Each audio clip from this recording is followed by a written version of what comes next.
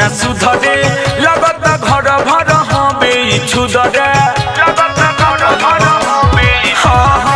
इसकी सैया की आदत न सुधरे लगत घर भर हवे छुदरे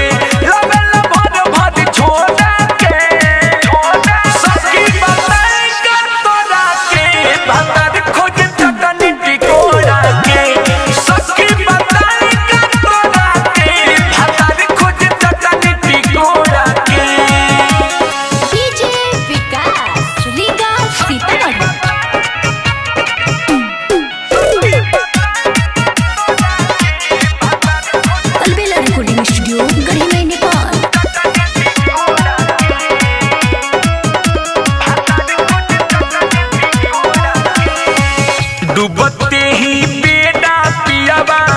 कोटे हूँ रतंग हो सारा सारा दिन सखी लड़ीला जंग हो डूबते ही बेटा पियाबा कोटे हूँ रतंग हो सारा सारा दिन सखी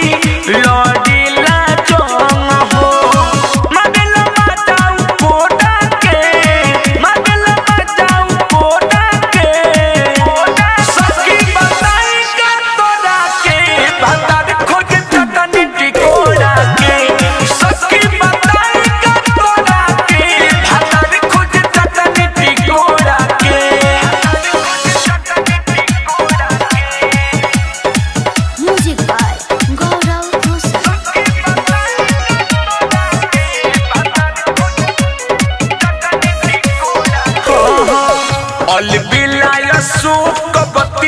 सिका कहीं दोसर में हाथ कैसे एकदा